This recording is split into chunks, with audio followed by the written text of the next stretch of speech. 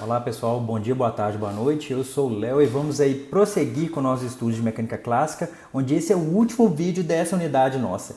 E provavelmente é o último vídeo da disciplina desse período que nós estamos fazendo agora, de hoje aqui, sei lá que dia que é hoje, 28 de abril eu acho. Então é o último vídeo desse período nosso aqui, desse período remoto, então vamos seguir nele aqui, tá certo? Nós vamos falar de efeitos mensuráveis que são devidos a essas forças de inércia. Então vamos seguir aqui que vai ser um negócio bem legal. Mas vamos aí já para a nossa revisão. Na primeira unidade, é até legal a gente fazer uma revisão de tudo, né? Porque é o último vídeo da disciplina. Mas na primeira unidade a gente falou sobre... A gente fez um estudo muito rigoroso sobre vetores, sobre como trabalhar com vetores, como derivar vetores, como integrar vetores. A gente definiu posição, velocidade e aceleração, definiu velocidade angular. A gente falou muita coisa interessante sobre vetores. Na unidade 2 a gente falou sobre leis de Newton para uma partícula. Vocês estão trabalhando leis de Newton para sistemas de partículas, mas na unidade 2 a gente falou para leis de Newton para uma partícula só, onde a gente já discutiu um pouco sobre sistema de referencial não inercial. E a gente viu que as leis de Newton têm que ser trabalhadas nesses sistemas de referenciais inerciais. A gente falou um pouco de lei de conservação. Na unidade 3 a gente falou de oscilações, onde a gente trabalhou muito com oscilador harmônico simples, com oscilador amortecido e os regimes de amortecimento, com oscilações forçadas. A gente falou de diagrama de fase, a gente falou de oscilador harmônico em duas dimensões. Na unidade 4, a gente falou de gravitação e de força central. Na parte de gravitação, a gente falou de força gravitacional, de campo gravitacional, de lei de Gauss para gravitação. A gente fez um modelo interessante para estudar o efeito de maré. Quando a gente foi estudar a força central, a gente fez uma interpretação interessante para a energia mecânica desse camarada, onde já surgiu aqui um termo centrífugo, tá certo? A gente já está estudando isso agora de novo. A gente falou da equação da trajetória, a gente falou das leis de Kepler. Bacana. Na unidade 5 a gente estudou um problema que eu acho muito interessante, que a gente viu uns primórdios de cálculo variacional. Para quê? Para a gente estudar o princípio de Hamilton, o princípio de minimação, que a gente fala o seguinte, que se um corpo está percorrendo uma trajetória num fenômeno natural, essa trajetória é tal que a ação ela é minimizada. Quem é a ação é a integral da Lagrangiana no tempo. Quem é a Lagrangiana é a diferença da energia cinética menos aqui a energia potencial. Estudando pelos primórdios nossos lá de cálculo variacional, esse problema de minimização, a gente chegou nas equações de Euler-Lagrange, e as equações de Euler-Lagrange nos retornavam a equação de movimento para uma partícula, para um objeto, certo? A gente estudou um pouco a função lagrangiana, a gente estudou um pouco a função hamiltoniana, para chegar aqui nas equações de movimento de Lagrange e nas equações de movimento de Hamilton. Bacana. Isso aqui foi até a unidade 5. Nessa unidade a gente está estudando referencial não inercial. Qual que é o nosso problema base? O nosso problema base é uma partícula P que esteja num referencial S' e esse referencial S' está acelerado. Ele pode estar acelerado, ele pode estar girando, ele pode estar acelerado, transladando, não importa. Importa que ele está acelerado. Qual que é o movimento dessa partícula P com relação a S' e com relação a S? Ou seja, qual que é o movimento dessa partícula P quando vista por um observador em S e quando vista por um observador em S'? E aí, primeiramente, a gente foi estudar a composição de velocidades, a gente chegou nesse resultado aqui, onde VF é a velocidade da partícula com relação a S, onde esse V cursivo é a velocidade de S' com relação a S, esse VR é a velocidade de P com relação a S', e esse ômega vetorial R é a velocidade devido à rotação de S' com relação a S. Bacana, a gente estudou isso aí tudo, depois a gente foi estudar a relação entre as acelerações, para quê? Para a gente estudar a relação entre as forças. Ou seja, a gente quer se perguntar qual que é a força que essa partícula P enxerga em S', ou qual que é a força que o observador em S' enxerga nessa partícula P, tá certo? Uma pessoa que está acelerada, como que ela vai enxergar uma força nessa partícula P? E a gente viu que a força efetiva que uma pessoa em S' enxerga na partícula P é dada pela massa da partícula vezes a aceleração da partícula com relação a S', e isso a gente pode escrever como sendo a força real que atua na partícula, tá certo? Esse F aqui é a força real. Força real por quê? Porque é uma força que ela é devida a interações físicas que existem. Não é uma força devido ao movimento de S' com relação a S. Não é uma força devido ao movimento acelerado de S' com relação a S. Então a força efetiva que uma pessoa em S' enxerga na partícula P é dada pela força real que atua nela, mais o que a gente chama de força de inércia, certo? Esse F aqui, que é a massa vezes a aceleração da partícula com relação a S é a força resultante real que age em P vista em S, tá certo? Então é a força real que atua na partícula P quando vista em S. Esse termo em cinza aqui é a força que age em P quando vista em S'. E é justamente esse termo aqui, eu vou até colocar ele aqui de vermelho também, é justamente esse termo aqui que a gente está tentando estudar nesse vídeo e nos vídeos anteriores.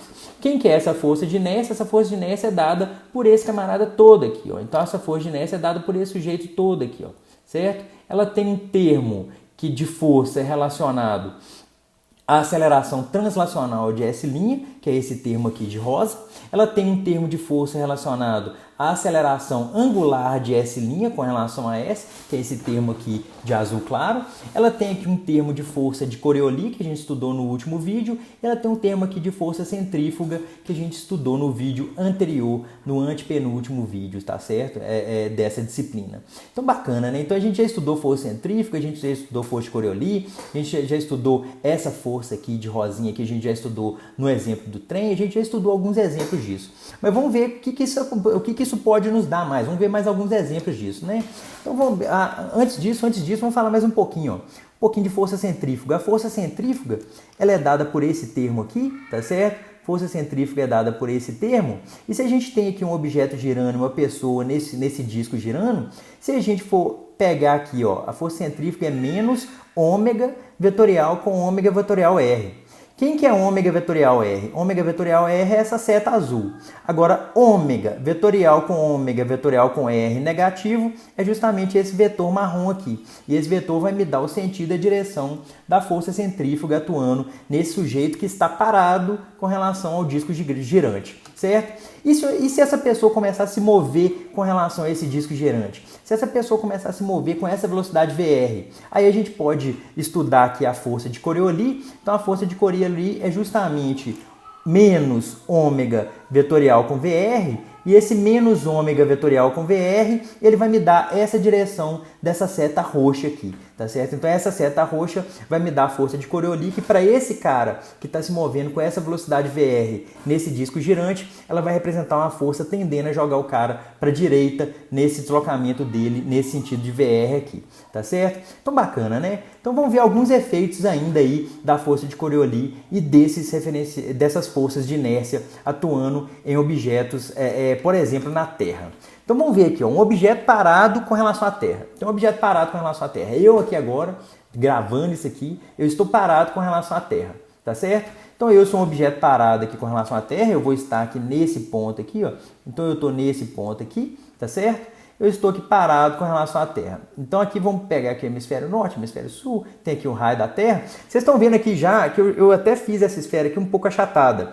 Esse efeito do achatamento da Terra, do achatamento nos polos, e a Terra ser mais gordinha ali no Equador, já é um efeito das forças centrífugas, tá certo? Já é um efeito dessa força centrífuga agindo na Terra, tá certo? Ela tem esse formato por conta também dessas forças de inércia nos objetos. Tá certo? Mas agora vamos supor que eu estou parado nesse ponto aqui onde está a setinha, então eu fiz aqui um pontinho aqui, eu estou parado nesse ponto ali, tá certo?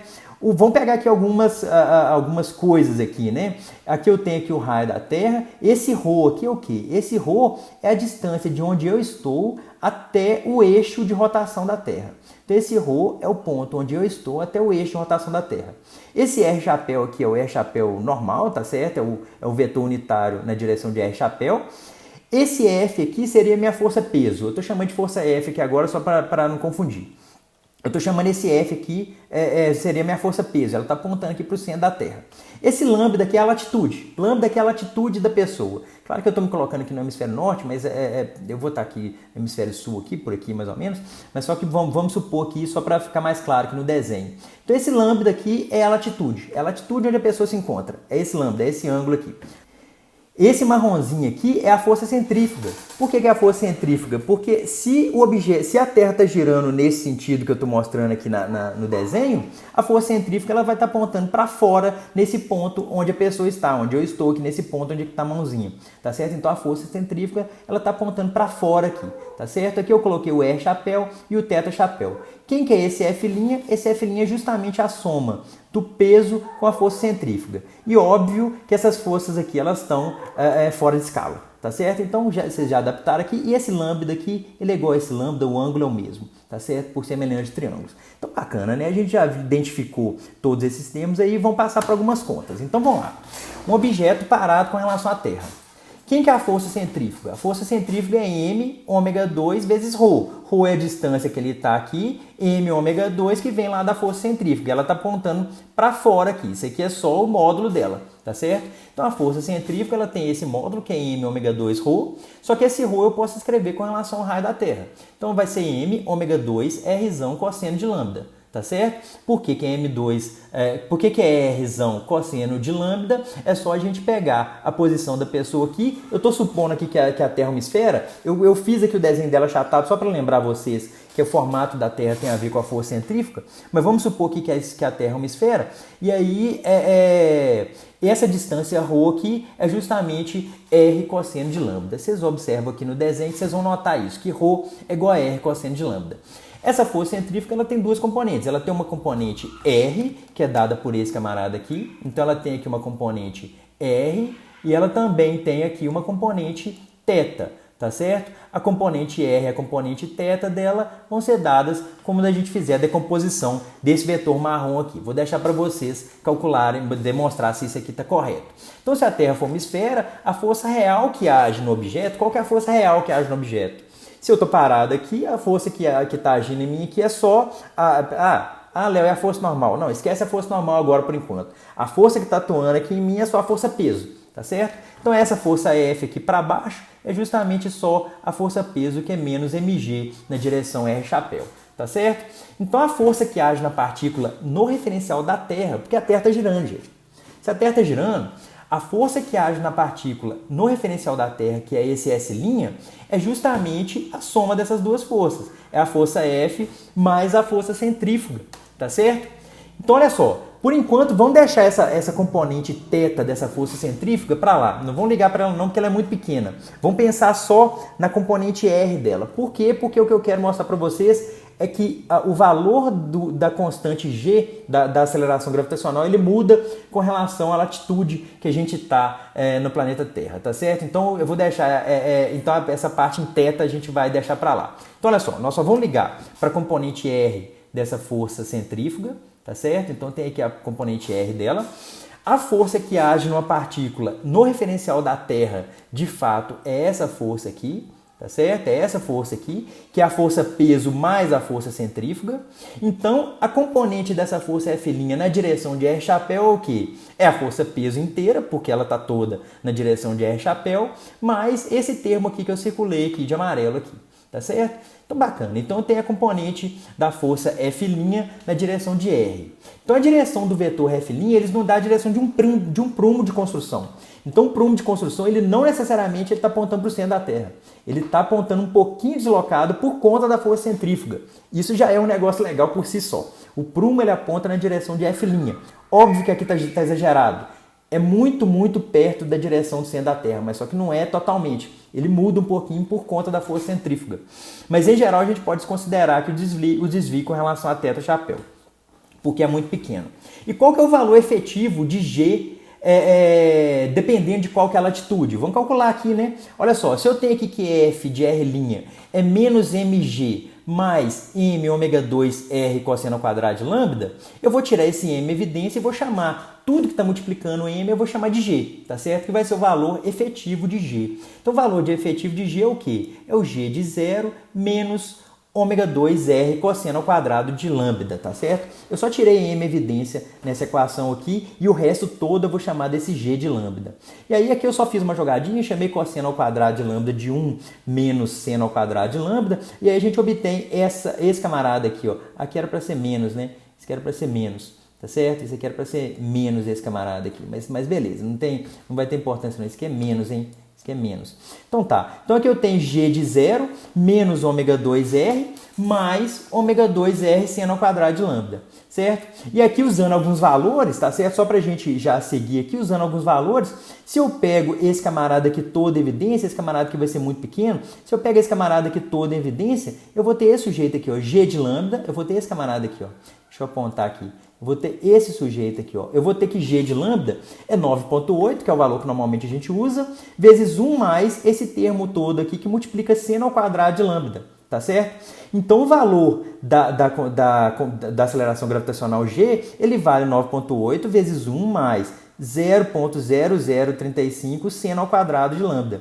E aí fica aí a dica para vocês pegarem a latitude que vocês estão, sei lá em qual cidade que vocês estão, pega a latitude que vocês estão e faça a conta para ver qual que é o valor de G. Vocês vão ver que é muito perto, é muito, muito perto. Porque aqui eu já tenho um negócio que é menor que 1, né? É menor, é no máximo igual a 1, vezes isso aqui. Então já vai dar um negócio muito próximo de 9,8. Mas só que essa diferença ela é mensurável. Se ela é mensurável, a gente consegue testar isso cientificamente. E isso é testável, já foi testado cientificamente. Então esse aqui já é um negócio legal por si só, certo? Então, qual foi a ideia desse slide? A ideia desse slide foi: existe um efeito da força centrífuga na aceleração da gravidade no local onde vocês estão.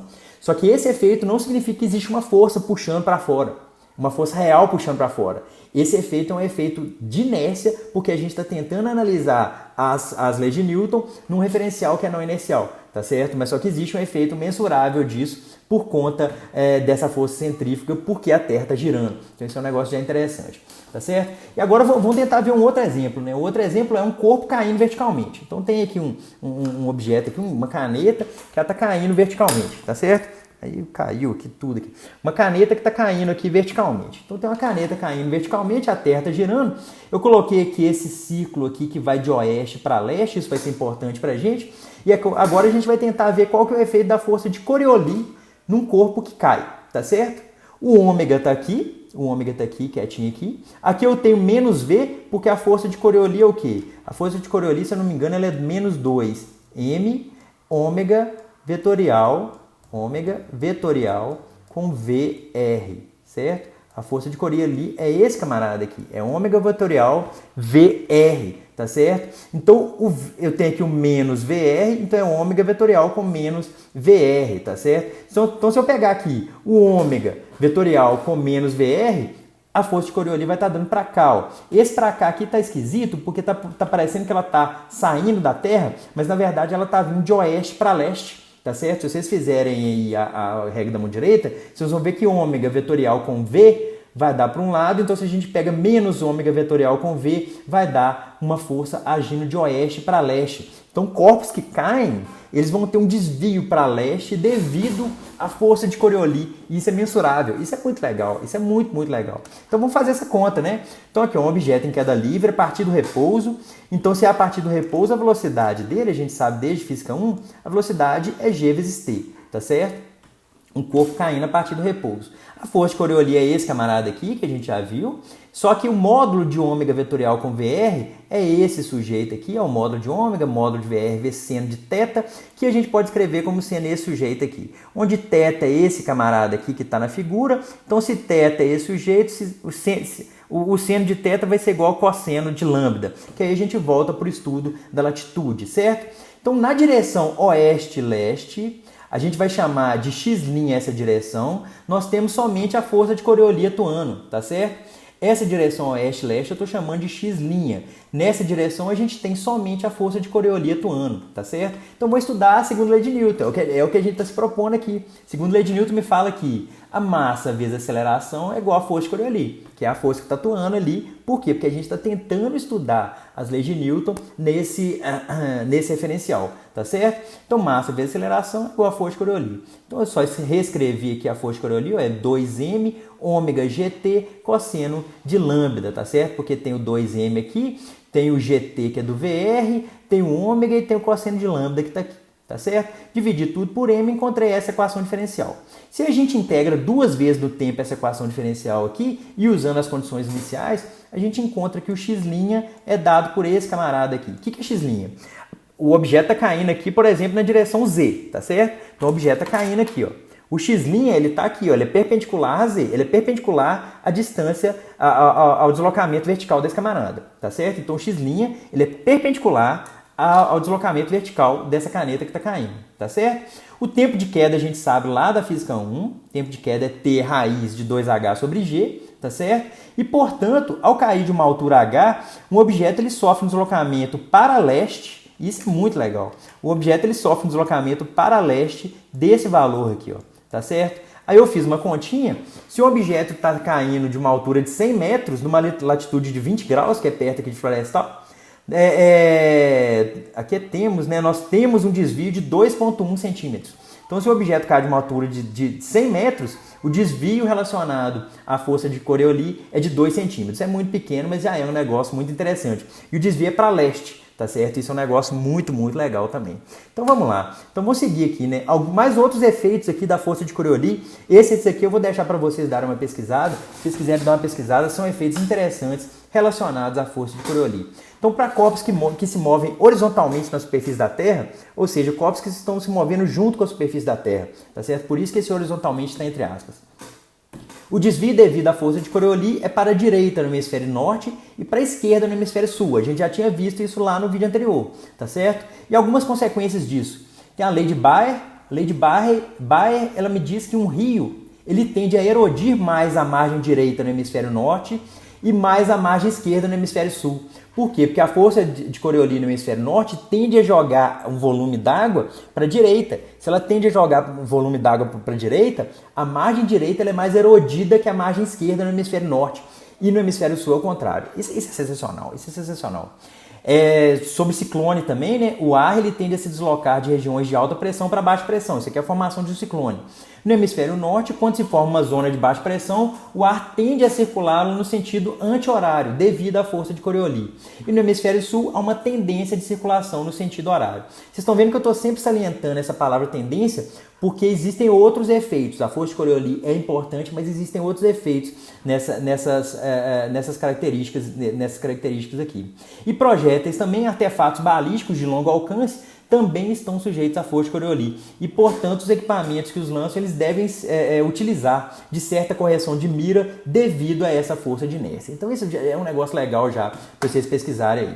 E aí, por último, aqui o experimento realizado em 1851 por Foucault, né? Esse aqui é o experimento de pêndulo de Foucault, eu vou passar rapidamente sobre isso aqui, constatando a rotação da Terra em torno do próprio eixo. A ideia aqui é o seguinte: o camarada colocou aqui um pêndulo em cima do museu e deixou ele andando, tá certo? Só que esse pêndulo, se a Terra fosse plana, esse pêndulo ia ficar parado, se movendo assim por muito tempo, ou para sempre, se não tivesse atrito, ele ia ficar sempre no mesmo plano. Mas quando a gente vê esse objeto aqui se movendo na Terra, a gente vai ver que ele rotaciona em torno de um eixo. Em torno de um eixo é o quê? Por conta da força de Coriolis, tá certo? Vocês estão vendo aí que esse pêndulo ele está se deslocando aqui nessa imagem no sentido horário, tá certo? Então isso já é um negócio legal também para a gente pesquisar e dar uma olhada. Então vamos lá. Então um pêndulo, originalmente, né, foi um pêndulo contendo uma esfera de 30 quilos, presa no alto do Panteão de Paris, a 67 metros de altura, e a cada oscilação o pêndulo ele se desliga, a cada oscilação o pêndulo se desviava de 11 graus por hora. Então ele ficava oscilando e ele se deslocava 11 graus por hora. A cada hora ele mexia 11 graus, tá certo? Ele se deslocava 11 graus, tipo o que esse camarada aqui está fazendo. A cada hora ele vai se deslocar 11 graus, tá certo? Se a gente estivesse no referencial inercial, o plano do pêndulo ele ficaria o mesmo para sempre, pois somente duas forças reais estão atuando no pêndulo, o peso e a tensão. Porém, como a Terra gira, há um desvio devido à força de Coriolis. Então, dessa forma, o pêndulo também gira, no sentido anti-horário no hemisfério norte e no sentido horário no hemisfério sul. E o período de oscilação completa de um pêndulo é dado por esse camarada, onde esse lambda é a latitude local de onde a pessoa está. Se a gente fizer um pêndulo de Foucault aqui, coloca o lambda aqui, a gente vai ver que o período dele de oscilação em torno, para ele voltar aqui no ponto original dele, vai dar esse período aqui. Isso também é um negócio sensacional. Isso é um negócio muito sensacional e é uma das provas que a Terra não é plana. E aí a gente tem que demonstrar muito isso hoje em dia, apesar de já ter até foto da Terra, a gente tem que ficar demonstrando isso, tá certo? Então fica assim. Passei talvez por esse vídeo um pouco mais rápido, mas fica assim, espero que tenha dado para entender esses exemplos. Pega essas continhas para fazer, são continhas até simples. Pega elas para fazer e vocês vão ver que esses efeitos de referencial não inercial são devido a gente tentar analisar as leis de Newton em um referencial que não é o referencial mais ideal para trabalhar as leis de Newton. Principalmente que não existe um agente físico responsável por essas forças. Essas forças são devidas ao movimento do sistema de referencial que está acelerado. No caso, por exemplo, a Terra que está girando ao redor do próprio eixo. Então é assim, fica assim. Muito obrigado, fiquem bem, um grande abraço, falou, tchau.